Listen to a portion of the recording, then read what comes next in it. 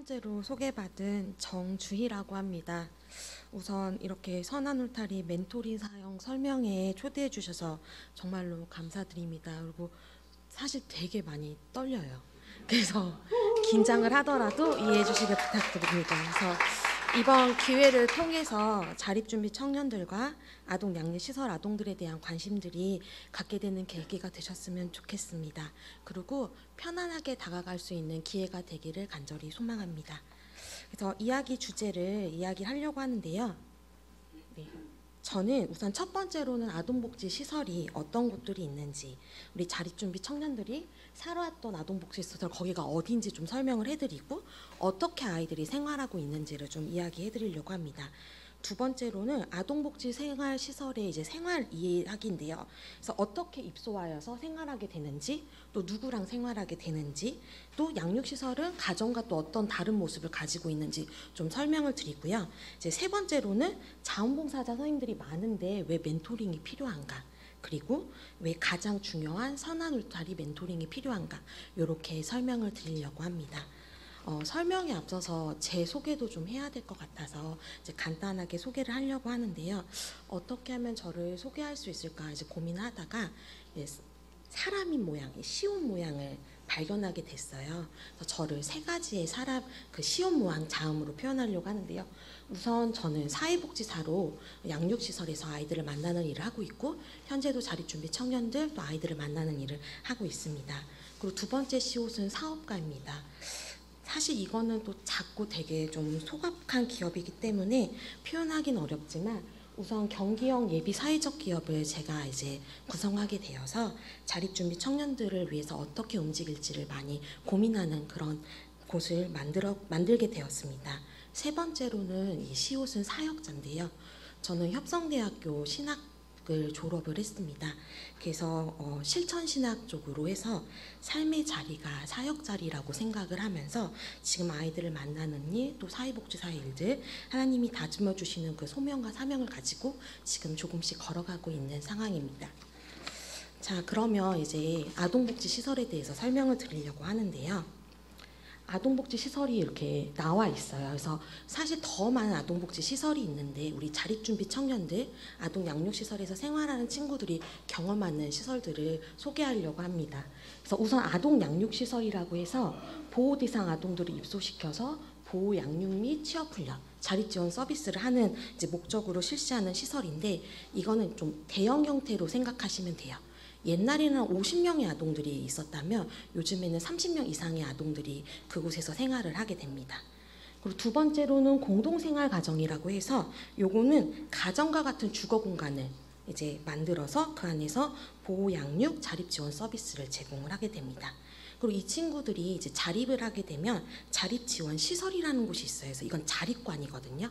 그래서 퇴소한 아동들이 이제 취업 기간 또는 취업 후 일정 기간 동안 보호를 받게 돼서 자립을 지원하는 것을 목적으로 하는 시설이라 이곳에서 있던 친구들이 이제 5년 이내 LH로 넘어가서 다시 주거 공간을 만들어서 이제 자립을 하는 형태라 그 중간에 아이들을 케어하는 공간입니다. 그리고 최근에는 각각 시도에 자립 지원 전담 기관이라는 게 생겼어요. 이거 같은 경우는 자립 아동들을 위한 사후 사례 관리 통합 서비스, 그러니까 퇴소하고 난 다음에 이제 사후 관리를 하는 기관들이 이제 나타나고 있습니다. 그 밖에 요즘에는 그 아동복지 시설들이 세분화가 돼서요. 뭐 장애 아동 그룹홈, 학대 피해 아동 그룹홈, 뭐 경계성 지능 아동 그룹홈 등 이렇게 이제 그룹홈들이 특화가 되는 부분들도 있고 아동 일시 보호 시설. 또 아니면 아동 보호 시설 등이 이제 만들어지고 또 유지되고 있는 상황입니다. 그러면 아동 양육 시설, 그러니까 저희 아이들이 생활하는 부분을 조금 더 디테일하게 설명을 드리면 아동 양육 시설이라고 말씀드렸던 대형 형태 30명 이상, 과거에는 50명 이상, 정말 많은 애들 막 100명, 200명이 넘는 시설들이 있어요. 그거를 아동 양육시설이라고 표현을 하고요. 아까 말씀드린 것처럼 주거공간 형태로 작게 소규모로 있는 것들이 이제 그룹홈이라는 형태로 이제 되어 있습니다. 그래서 현재는 아동 양육시설 대형 시설들은 유지가 되는 형태고요. 이제 그룹홈들이 새롭게 만들어져서 이 부분들을 도맡아서 역할을 하고 있는데 아동들한테 하는 서비스 부분은 거의 비슷해요.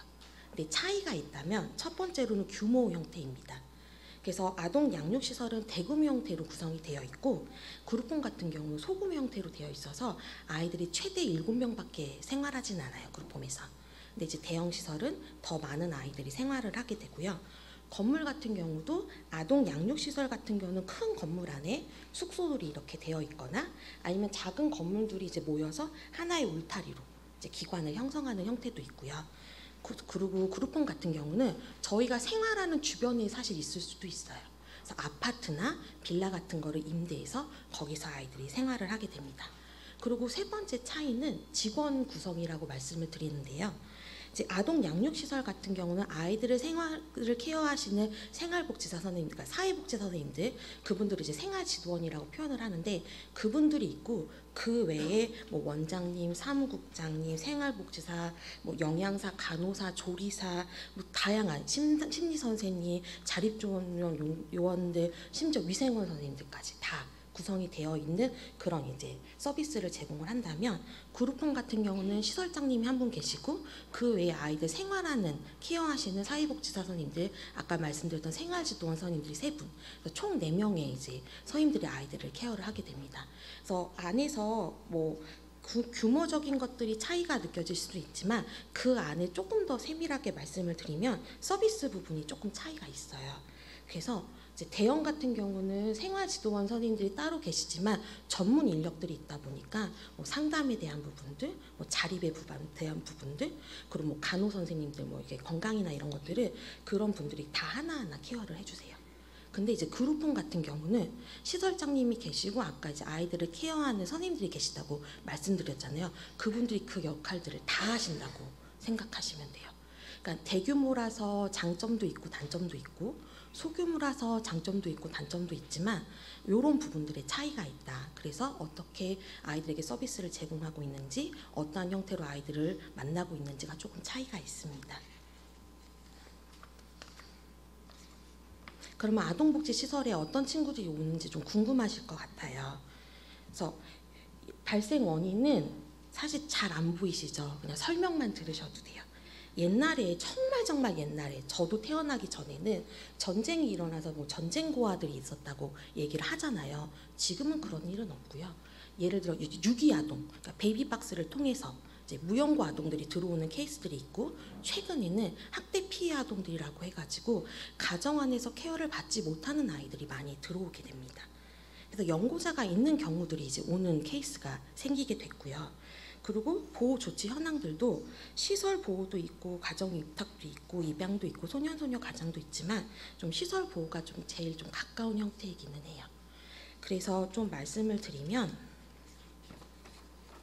보호 대상 아동이라고 해서 여기 보호자가 없거나 보호자로부터 이탈된 아동 또는 보호자가 아동을 학대하는 경우 그 보호자가 아동을 양육하기에 적당하지 아니하거나 양육할 능력이 없는 경우의 아동들이 옵니다.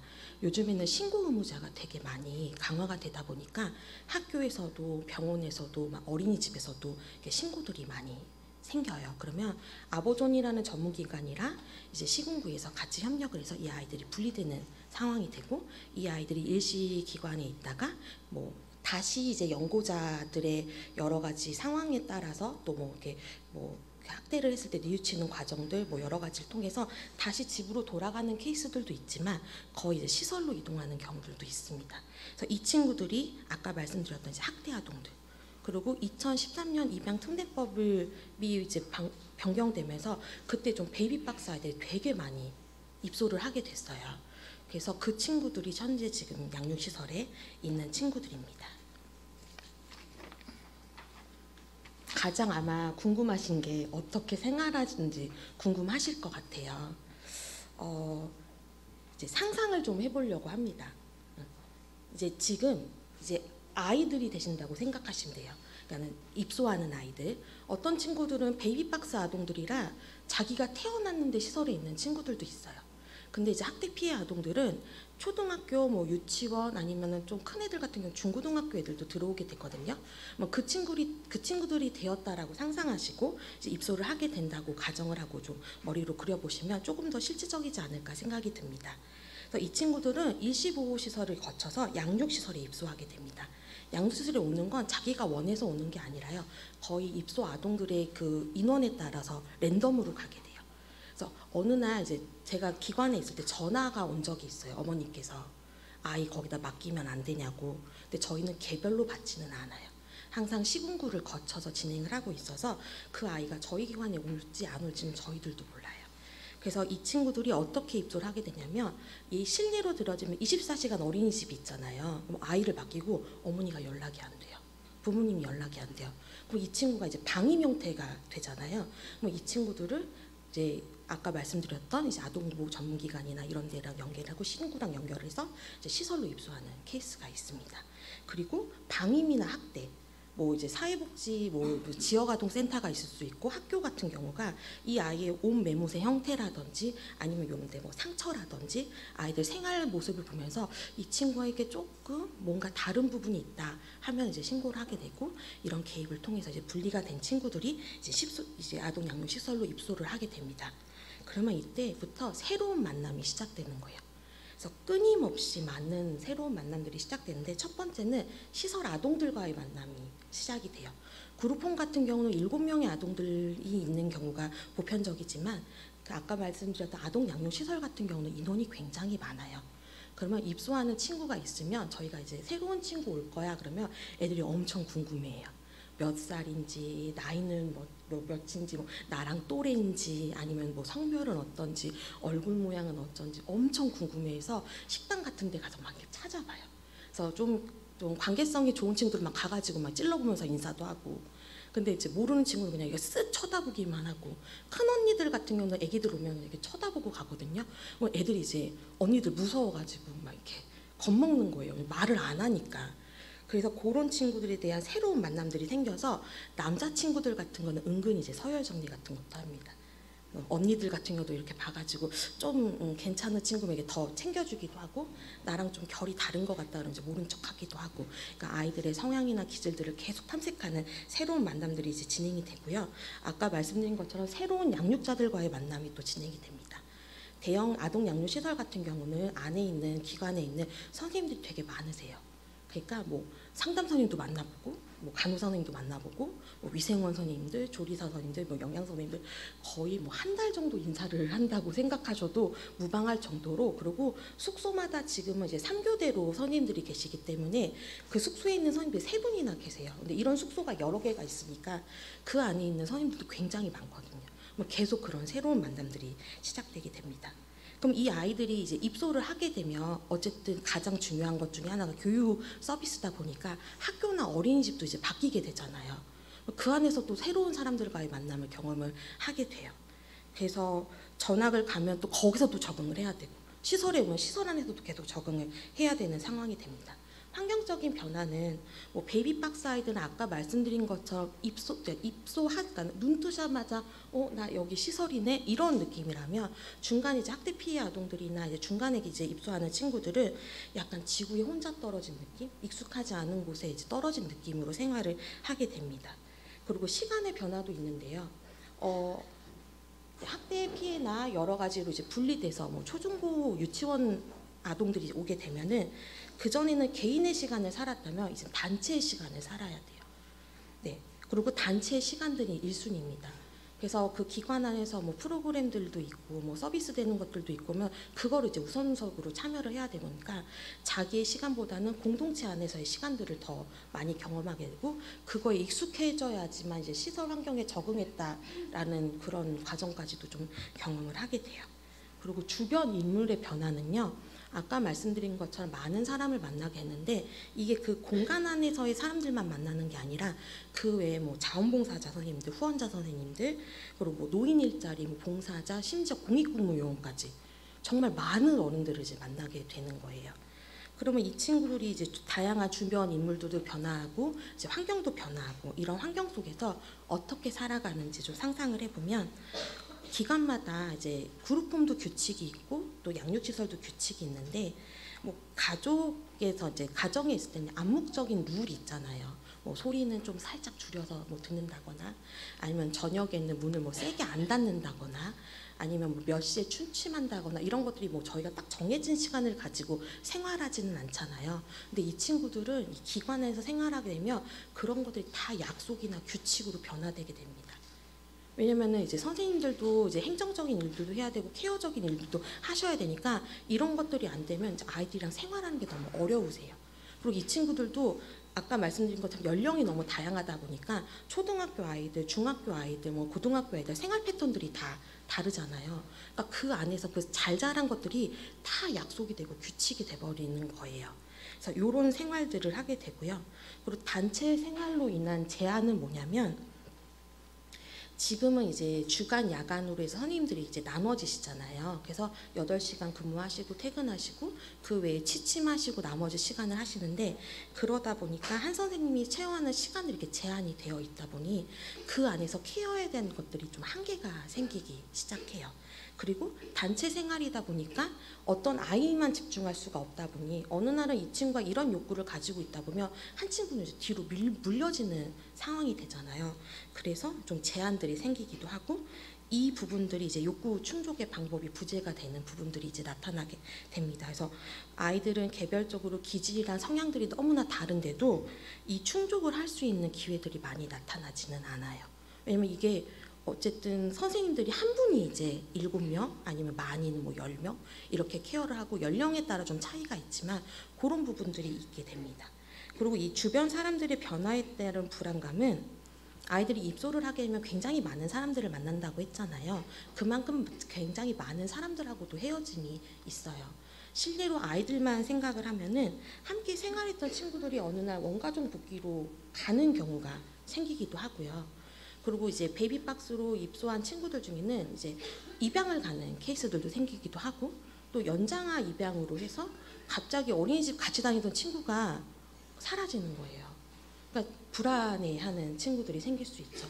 실례로 제가 케어했던 친구는 같은 또래의 친구가 있었는데 이제 할아버님께서 이 아이를 케어하시겠다고 얘기를 하셔서 이제 명보자 이제 원가족으로 복귀하는 친구가 있었어요. 그래서 그 친구가 진짜 태어날 때부터 그 저희 왜 식탁 의자 있잖아요. 이렇게 아이들 이렇게 밥그릇 놓고 이렇게 하는 거기 앉을 때부터 만났던 친구인데 유치원 때 갑자기 사라진 거예요. 그러니까 이 친구가 그 친구 어디 있냐고, 어디 갔냐고 계속 찾고 좀 불안해하고 걱정하고 막 그런 모습들을 보면서 이제 주변 사람들이 변화되는 부분들을 경험하게 됩니다. 그러면 어떤 부분들이 다른지 좀 궁금해하실 것 같아요. 우선 소수의 의견보다는 다수의 의견들이 많이 선택되는 경험들을 하게 됩니다. 저희가 이제 아동들이 있다 보니까 뭐 7명 아니면 뭐 10명 큰 기관 같은 경우 더 많은 아동들이 있다 보니까 그냥 간식 하나를 먹어도 어디를 가도 소수의 의견을 따르기보다는 다수의 의견을 따르는 경우들이 많아요. 뭐 실례로 얘기를 들으면 저희가 뭐 치킨 같은 걸 먹잖아요. 뭐 아이들 욕구가 다 다르거든요. 브랜드도 다 다르고 근데 하나로 가야 돼요. 왜냐면 배달시키는 과정 뭐 여러 가지 그리고 1인 1닭을 하는 경우들도 있긴 하지만 사실 그렇지 않잖아요. 또 제한된 그런 예산들이 있다 보니까 그래서 자기가 먹고 싶은 걸 먹는 것보다 자기가 하고 싶은 거 하는 것보다 다수의 의견을 따르는 경우가 많고 특히 이제 언니들이나 형아들 의견에 약간 이렇게 휘말려서 이제 자기들의 의견이 좀 욕구가 충족되지 않는 경험들을 하게 됩니다. 그리고 이제 생아지도원들의 케어 방식이 다양한데요. 혹시 좀 생각해 보시면 좋을 것 같아요. 우리 아이들이 퇴소하기 전까지 그 만나는 그 생활지도원 선임들의 숫자가 어느 정도 될 거라고 생각하세요? 궁금하시죠? 진짜 한 사람에게 케어받아서 가는 경우는 정말 거의 없다고 보시면 되고요. 중간에 계속 바뀌는 경우들이 있고 기간마다 좀 다르긴 한데 기간 안에서 숙소 이동을 하는 경우들도 있어요. 그래서 이 아이들이 양육하시는 양육자, 그러니까 보호하는 보호자들의 인원이 굉장히 달라집니다. 그러면 그 보호자님들마다, 그 생활지도원 선생님들마다 양육하시는 케어 방식이 다 다를 수가 있어요. 뭐 예를 들어 옷 접는 거라도 그냥 아주 그냥 간단한 것들, 뭐 치약 짜는 위치라든지 뭐 위치 어디다 걸어야 돼 이런 것들이 되게 디테일하게 다르다 보니까 저희 안에서 선생님들끼리 이제 협의하고 맞추는 과정은 있지만 그분들도 아이들을 1대1로 케어하시는 거는 같이 근무하시는 게 아니에요. 그다음에 계속 변화가 됩니다. 그러다 보니까 이 친구들이 눈치를 보게 돼요. 아, 이 선생님한테는 이렇게 맞춰야지. 저 선생님한테는 저렇게 맞춰야지. 그리고 아까 말씀드린 것처럼 많은 선생님들을 만나게 된다고 말씀드렸잖아요. 그러니까 그런 경험들이 반복된다고 보시면 될 것 같습니다. 그러다 보니까 이 친구들한테는 스쳐 지나가는 인연들이 너무 많아요. 그래서 인간관계의 형성에 대한 연속성이나 지속성들이 좀 부재하게 됩니다. 그래서 좀 초등학교 때 만나는 자모 사장님들이 되게 많거든요.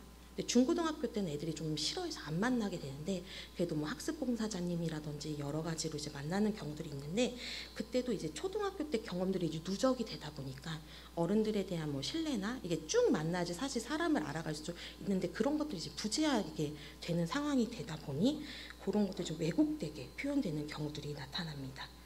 그리고 여기 다양한 어른들의 시선에 대한 부담감을 기록해 놨는데 양육시설 같은 경우, 그룹홈 같은 경우 비슷하지만 특히 양육시설 같은 경우는 칭찬을 받아도 배로 받고요. 혼나도 배로 혼나요. 그래서 예를 들어서 뭐 실수를 했어요. 그러면 저희가 이제 케어를 여러 명의 선생님들이 다각적으로 하다 보니까 뭐 칭찬할 일 있다, 좋은 소식이 있다면은 칭찬을 많이 받아요. 근데 혹시 실수를 하거나 뭔가 잘못한 게 있다. 그러면 배로 혼나요. 그러니까 뭐 가정에 있는 친구들은 끽해봐야 엄마 아빠한테 혼나는 경우가 다지만 아까 말씀드린 또 많은 직원들이 있으니까 한마디씩만 하고 가도 우리 친구들 큰 기관 같은 경우는 40명의 선생님들을 만나는 거거든요. 그럼 이 친구들은 이제 그거에 대한 뭔가 부담, 다양한 어른들을 만나는 거에 대한 부담감을 경험할 수 있고 실생활들에 필요한 기술들을 습득하기가 좀 어렵습니다. 아까 이제 장로님께서 말씀하신 것처럼 일상생활적인 부분들을 안에서 은근히 배워나가야 될 것들이 있는데 아까 이제 한 명의 선생님이 여러 명의 아이들을 케어하기도 하고 또 그 아이들 개별적인 그런 서비스들이 제공하는 것들이 조금 어렵다 보니까 좀 덩어리 뭉텅 들어서 이제 프로그램 형식으로 접근하게 돼요. 혹시 일상생활 기술 식이라는 프로그램을 경험해 보신 경우가 있으실까요? 되게 말이 어려운데 그냥 요리 이야기입니다. 네, 그래서 요리를 프로그램으로 배우는 거예요. 그리고 일상생활 기술 은은 옷, 뭐 빨래하고 이런 것들. 그러니까 그런 것들을 그냥 가정에서는 엄마가 하는 거 뭐 이렇게 배울 수 있는데 거기서 뭐 이렇게 해야 된다. 항상 사진 찍고 이런 경험들을 통해서밖에 배울 수 없는 상황들이 생깁니다. 물론 이제 옆에서 간간히 보는 친구들도 있지만 이제 뭐 전문적으로 구체적으로 이렇게 프로그램들을 구성해서 하고 있고요. 그리고 자신의 거에 대한 인식이 좀 부족한 게 아이들이 이제 입소를 하게 되면 책상도 하나 갖게 되고 옷장도 하나 갖게 되긴 한데 그게 공간이 굉장히 협소해요. 그리고 거기에다 물건을 놔두면 언니들이 이렇게 오빠들이 이렇게 봐서 괜찮은 거 있으면 이런 이들이 그냥 약간 비일비재해요.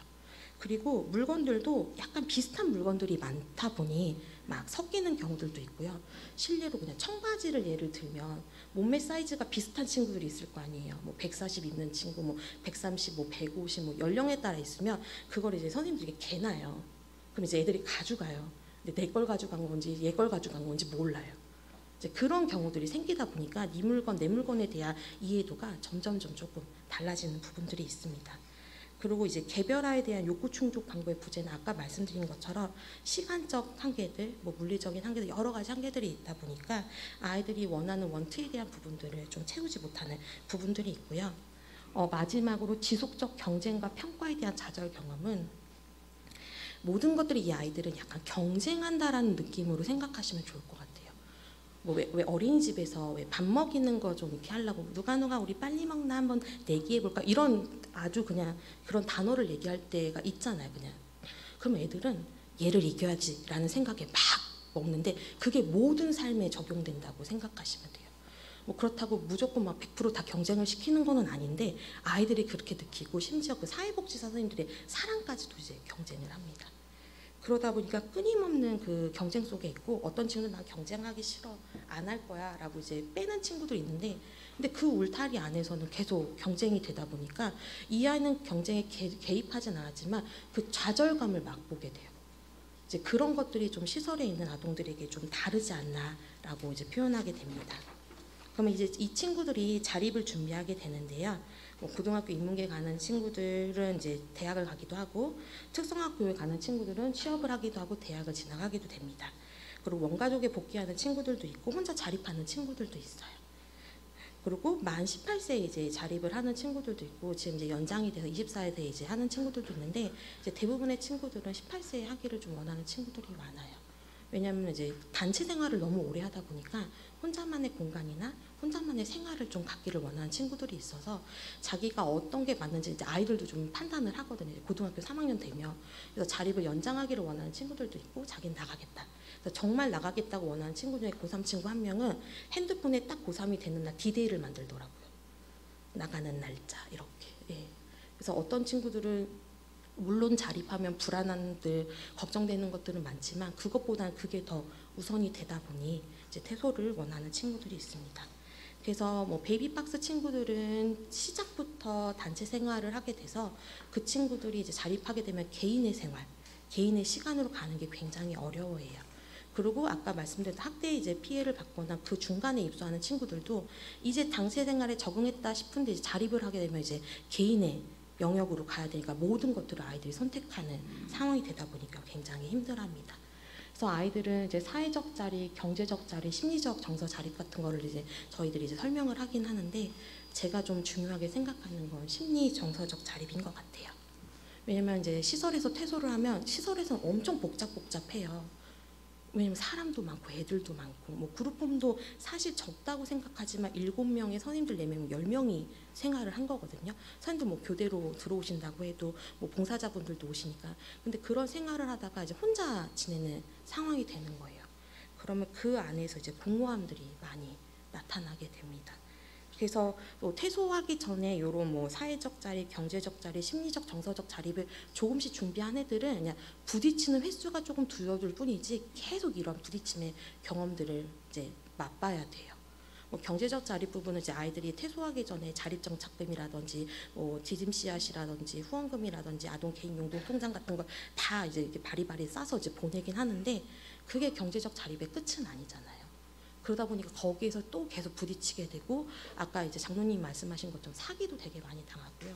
요즘에 막 이렇게 인터넷 같은데 뭐 이게 유튜브 같은데 뭐 얼마 하면 뻥 떠요 뭐 이런 것들 이제 경험하고 이제 고백해요. 저한테도 이모 제가요 사실은 점점점 이러면 이제 한 확 넣었다가 퍽 터져서 이제 자기가 이제 속상하면 어떻게 표현을 할 수 없으니까 얘기하고 뭐 아니면은 뭐 좋은 고가의 물건을 싸게 산다고 중고 거래를 했는데 알고 보니 사기고 막 그런 경우들을 계속 비일비재하게 경험하고요. 그러다 보니까 그런 안에서 우울감이나 아니면 혼자 있는 그런 괴로움으로 이 어려움들을 이제 호소하게 됩니다. 그럼 이런 부분들 때문에 이제 멘토링이 필요한 부분에 대해서 저희들이 고민을 하게 되는데 이 아까 맨 앞에 말씀드린 것처럼 인간관계 형성, 이제 사람을 만나는 거에 대한 연소성이나 지속성들이 되게 부재하다 보니 이런 부분이 좀 멘토링이 필요하지 않나라고 저는 이제 생각을 합니다. 그리고 그 사회적 가정, 이제 정서적 지지를 해줄 수 있는 공동체 울타리가 필요한데 이 친구들은 희노애락을 경험할 수 있는 부분들이 필요한 거예요. 저는 아이들한테 희만 있어서는 안 된다고 생각을 해요. 그 안에서 슬픔도 있고 기쁨도 있고 아픔도 있어야지 사실 살아갈 수가 있잖아요. 근데 그런 경험들을 하는 기회들이 사실 많지는 않아요. 그래서 그것들이 이 멘토링을 통해서 필요하지 않나 저는 생각을 합니다. 그리고 건강한 어른에 대한 모델링이 필요한데요. 앞서서 말씀드린 것처럼 아이들이 많은 선생님들을 만나고 많은 사람들을 만나지만 이 친구들은 사회복지라는 울타리 안에서 만나게 되는 거예요. 그래서 그 외에 어른들에 대한 경험들이 좀 없습니다. 그래서 그분들 같은 경우는 뭐 서비스를 제공해주고 지원받고 뭐 여러 가지 뭔가 이런 관계들이 있잖아요. 그냥 노멀한 관계를 경험한 적이 없어요. 그런 것들이 좀 부재하기 때문에 좀 멘토링이 필요하지 않나라는 생각을 하고요. 지속적인 삶의 방향을 제안해 줄 수 있는 멘토가 필요하다고 말씀을 드렸는데 이 얘기를 왜 드렸냐면 기관에서 이제 퇴소하는 친구들 중에 기관이랑 우호적인 관계를 맺는 친구들도 있고 우호적이지 않은 관계를 맺는 친구들도 있어요. 제가 요 이야기를 준비하기에 앞서 되게 많은 사회복지사 선생님들 그리고 저랑 같이 근무했던 분들 중에 다른 기관에 있는 분들하고 전화 통화를 좀 많이 해서 데이터들을 좀 실질적인 것들을 좀 제공하려고 했는데 관계가 좋은 친구들도 어느 순간 시간이 지나면 이제 거리가 점점점 멀어지게 되고 그리고 기관에 있는 선생님들은 기관 안에 있는 아이들을 또 케어해야 되다 보니까 그 아이들에 대한 시선들이 조금 이게 좀 사라질 수밖에 없어요. 그러다 보니까 이 친구들은 그거 안에서 소외감을 느끼기도 하고 아쉬움을 느끼면서 이제 점점 멀어지기도 하고, 또 어떤 친구들은 잘 돼서 돌아와야 되겠다, 약간 이렇게 뭐 이렇게 하겠다라는 마음으로 아예 연락을 뚝 끊는 친구들도 있고, 아니면 그 생활이 너무너무 힘들어서 그냥 다시는 연락하고 싶지 않다라고 하는 친구들도 있어요. 그러다 보니까 이제 혼자 결정하는 경우들이 많이 생기게 되고, 또 이런 것들 여과하지 못하는 부분들이 있다 보니 멘토링이 필요하지 않나라고 생각을 합니다. 그렇다면 가장 중요한 거죠. 선한 울타리 멘토링이 필요한 이유를 설명드리려고 합니다. 이제 기관들에서 이제 멘토링을 좀 하고 계세요. 뭐 어느 기관이나 어느 단체나 이런 데서 멘토링을 하고 있는데, 이건 이제 개인적인 부분일 수도 있고 아까 장로님께서 얘기하셨지만 아쉬운 부분이 있습니다. 그게 뭐냐면요, 복음이에요. 메시지, 말씀. 아까 이제 장로님 얘기하신 것처럼 이제 인권 부분이랑 종교의 자율성 때문에 그 안에 있는 사회복지사들이나 안에 있는 기관에 있는 분들은 하나님에 대한 말씀들, 종교에 대한 부분들을 표현하는 게 되게 제한이 생기게 돼요. 그래서 저는 이제 그 전에 있던 기관에서 이제 교회 그 협력 부분을 맡았었는데, 아이들이 이제 수련회 같은 걸 가잖아요. 옛날 뭐 과거에는 가자 해서 막 이렇게 신청을 해서 진행을 했다면, 이제는 권면이란 단어를 써서 이제 요청을 해야 돼요. 그러니까 강요가 되거나 강제가 되면 안 돼요.